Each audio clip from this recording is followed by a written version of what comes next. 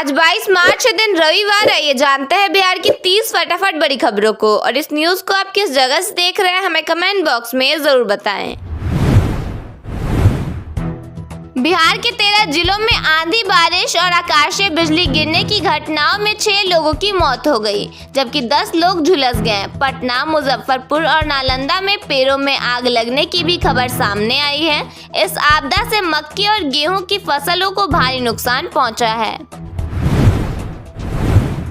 पूरे बिहार में ईद मनाई गई। आरा में ईरानी युद्ध में मारे गए सुप्रीम लीडर खामनेई का पोस्टर लगाया गया। पटना के गांधी मैदान में बारिश के बीच नमाज अदा की गई। इस दौरान सीएम सिक्योरिटी में निशान पहुंचे। समस्तीपुर में एक महिला पर आरोप है कि उसने जन्म से पहले ही अपने बच्चे का सौदा कर दिया। लिंग जांच करवाने के बाद 2.5 लाख रुपए में डील की गई। परिवार से महिला ने कहा कि बेटा मर गया है। नीट छात्रा मामले में सीबीआई ने पीड़िता के मामा से पूछताछ की है। परिवार ने इस कार्रवाई को लेकर लीपापोती का आरोप लगाया है और कहा कि असली गुनहगारों से अब तक सवाल क्यों नहीं किए गए। गैस क्राइसिस के बाद होटल और रेस्टोरेंट के मेन्यू में बदलाव किया गया है। 5 रुपए वाली चाय 10 रुपए की हो गई है, जबकि 80 रुपए वाली थाली अब 120 रुपए में मिल रही है। कई नॉनवेज आइटम भी बंद कर दिए गए हैं। हाजीपुर में झोला छाप डॉक्टर प्रीतेश कुमार पर 10 साल में 5 शादियां करने और 3 पत्नियों की हत्या का आरोप है। 5वीं पत्नी को पीट कर मार डालने की बात सामने आई है। ग्रामीणों का कहना है कि 4थी पत्नी को छत से फेंक दिया गया था। पटना में सरकारी योजनाओं का झांसा देकर 100 से अधिक बैंक खाते खुलवाकर साइबर ठगी का मामला सामने आया है। इन खातों के जरिए करोड़ों रुपए का ट्रांजैक्शन किया गया।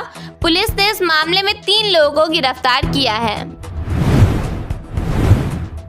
पटना जंक्शन के बाहर एक व्यक्ति चलते चलते अचानक गिर पड़ा, जिससे मौके पर ही उसकी मौत हो गई। मृतक की पहचान अब तक नहीं हो सकी है। पुलिस सीसीटीवी फुटेज की जांच कर रही है। आरा में पुलिस की गाड़ी में बैठकर रील बनाने वाले युवक को गिरफ्तार किया गया है। आरोपी रूपक यादव पहले भी जेल जा चुका है। वीडियो वायरल होने के बाद पुलिस ने कार्रवाई की। आरा में अवैध संबंध के मामले में एक युवक की हत्या कर दी गई। आरोपियों ने उसे घर से बाहर बुलाकर आंख में गोली मार दी। इस मामले में पड़ोसी पर आरोप लगाया गया है। मधेपुरा में एक पोल्ट्री फार्म में आकाशीय बिजली गिरने से आग लग गई, जिसमें 4000 मुर्गों की जलकर मौत हो गई। यह बिजनेस स्वयं सहायता समूह से लोन लेकर शुरू किया गया था। क्रिकेटर ईशान किशन औरी के साथ फनी रील बनाते नजर आए। बताया जा रहा है कि वह आईपीएल में सनराइजर्स हैदराबाद की कप्तानी करेंगे। बक्सर में पीएचसी गेट पर एक प्रसूता ने बच्चे को जन्म दिया। डॉक्टर समय पर नहीं पहुंचे, जिसके बाद वहां मौजूद महिलाओं ने साड़ी से घेर कर प्रसव कराया। अररिया में एक मोबाइल टावर गिर गया, जिससे स्कूटी सवार व्यक्ति 1 सेकंड के अंतर से बाल बच गया। पीछे आ रही कार ने तुरंत ब्रेक लगा दिया। इस घटना का वीडियो सोशल मीडिया पर वायरल हो रहा है। बिहार के 5 जिलों में बारिश को लेकर येलो अलर्ट जारी किया गया है। तापमान में 2 से 3 डिग्री सेल्सियस तक गिरावट दर्ज की जा सकती है। सुबह और शाम के समय हल्की ठंड रहने का पूर्वानुमान है। लखीसराय में पीएचईडी ने 500 करोड़ की सतही गंगा बहुग्रामीण जलापूर्ति योजना शुरू की है। इससे जिले की 23 पंचायतों को सीधे गंगा जल मिलेगा। सूर्यगढ़ा में संप और वाटर ट्रीटमेंट प्लांट बनेगा, जहां गंगा जल शुद्ध होकर घरों तक पहुंचेगा। योजना के पूर्ण होने से ग्रामीण क्षेत्रों में जल जनित बीमारियों पर अंकुश लगेगा तथा लोगों को स्वच्छ एवं सुरक्षित पेयजल उपलब्ध होगा। राज्य के सभी 70,000 सरकारी प्रारंभिक विद्यालयों में अप्रैल से नए शैक्षणिक सत्र की शुरुआत होगी। इसे ध्यान में रखते हुए शिक्षा विभाग ने 1ली से 8वीं कक्षा तक के बच्चों को 1 से 10 अप्रैल के बीच पाठ्य पुस्तकों को वितरित करने का निर्देश दिया है। इससे 1 करोड़ 33 लाख बच्चे लाभान्वित होंगे। भागलपुर में वाहनों के fitness test automatic testing centre पर कैमरे की निगरानी में होंगे। परिवहन विभाग ने गड़बड़ी रोकने के लिए 3 सदस्यीय टीम गठित की है, जो पूरी प्रक्रिया पर नजर रखेगी। डीटीओ जनार्दन कुमार ने बताया कि फिटनेस जांच के दौरान हर गतिविधि कैमरे में रिकॉर्ड की जाएगी और यह रिकॉर्डिंग कम से कम 6 महीने तक सुरक्षित रखी जाएगी। ईरान व इजराइल अमेरिका के बीच युद्ध के कारण एलपीजी सिलेंडर की किल्लत के बीच अब कोल्ड स्टोरेज में इस्तेमाल होने वाली अमोनिया गैस की कीमत में बढ़ोतरी हो गई है। इससे कोल्ड स्टोरेज संचालकों की चिंता बढ़ गई है। पहले अमोनिया गैस 75 रुपये किलो मिल रही थी, अब बढ़कर 110 रुपये प्रति किलो हो गई है।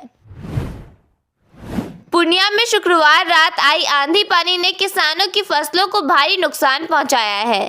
तेज हवाओं और बारिश से मक्का, गेहूं और सब्जी वर्गीय फसलें पूरी तरह बर्बाद हो गई, जिससे किसानों की आजीविका बुरी तरह प्रभावित हुई है। सरकार इन किसानों को मुआवजे के नाम पर बस 2000 देकर टरका देती है। प्रधानमंत्री आवास योजना ग्रामीण में अब टेक्नोलॉजी का बड़ा इस्तेमाल होने जा रहा है। लाभुकों की पहचान के लिए तैयार सूची की अब एआई से जांच होगी, ताकि सिर्फ सही लोगों को ही योजना का फायदा मिल सके। एआई और फिजिकल वेरिफिकेशन दोनों प्रक्रिया पूरी तरह होने के बाद ही लाभुकों की अंतिम सूची जारी की जाएगी। इसके बाद ही लोगों को योजना का लाभ मिलेगा।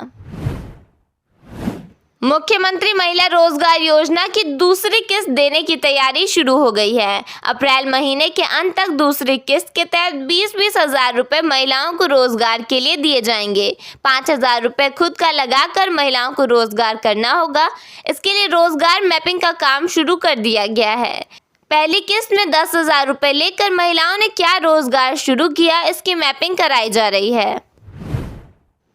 बिहार में नई सरकार के गठन से पहले पावर शेयरिंग को लेकर खींचतान तेज हो गई है।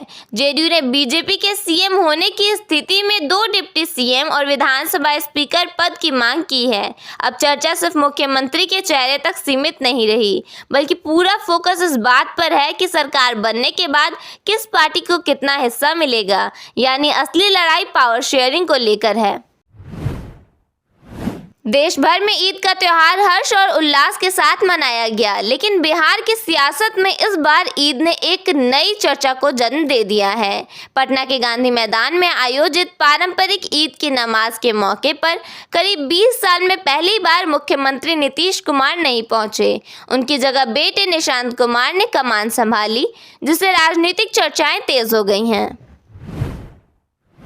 इस साल आयोजित इफ्तार पार्टी में भी निशांत कुमार पूरी तरह एक्टिव दिखे थे। पारंपरिक टोपी पहनकर वे अपने पिता के अंदाज में नजर आए, जिसने राजनीतिक संकेतों को और मजबूत कर दिया है। सूत्रों के मुताबिक वे पार्टी के सिस्टम को करीब से समझने के साथ साथ नेताओं और कार्यकर्ताओं से फीडबैक भी ले रहे हैं। सिवान में एलपीजी गैस सिलेंडर की किल्लत के बीच बवाल की 2 अलग अलग घटनाएं सामने आई हैं। एक और मैरवा थाना क्षेत्र में सिलेंडर वितरण के दौरान मारपीट हो गई, वहीं रघुनाथपुर में भी गैस एजेंसी पर हंगामा और हाथापाई का मामला सामने आया। इन घटनाओं ने प्रशासन और गैस वितरण व्यवस्था पर सवाल खड़े किए हैं। बिहार की 8,053 पंचायतों में नवंबर-दिसंबर 2026 तक चुनाव होने की संभावना है। जून से मतदाता सूची का काम शुरू होगा। इस बार का मल्टी पोस्ट ईवीएम से मतदाता एक साथ 6 पदों के लिए वोट डाल सकेंगे। चुनाव 2011 की जनगणना के आधार पर ही कराए जाएंगे। पटना के दानापुर में मुख्यमंत्री ग्रामीण सड़क योजना के तहत बन रही पुलिया की सुरक्षा दीवार शनिवार को अचानक गिर गई। हादसे में एक मजदूर मलबे के नीचे दब गया, जिसे जेसीबी की मदद से सुरक्षित निकाल लिया गया है। 3 अन्य मजदूर बाल बचे। प्रशासन अब निर्माण की क्वालिटी की जांच कर रहा है। नवादा में एसटीएफ और पुलिस की साझा कार्रवाई में पीएलएफआई के 2 नक्सली गिरफ्तार किए गए हैं। इनके पास से भारी मात्रा में हथियार, कारतूस और करीब 40 किलो विस्फोटक बरामद हुआ है। पुलिस अधिकारियों का कहना है कि यह कार्रवाई इलाके में शांति व्यवस्था बनाए रखने के लिए बेहद जरूरी थी। गिरफ्तार नक्सलियों से पूछताछ जारी है और उनके नेटवर्क के बारे में जानकारी जुटाई जा रही है। बिहार के सिवान में अपराधियों के बढ़ते हौसले एक बार फिर सामने आए हैं। सराय थाना क्षेत्र के बभनौली गांव के पास शुक्रवार को दिन दहाड़े बाइक सवार अपराधियों ने सीएसपी संचालक को गोली मारकर 5 लाख रुपए लूट लिए। इस घटना ने इलाके में दहशत फैला दी है।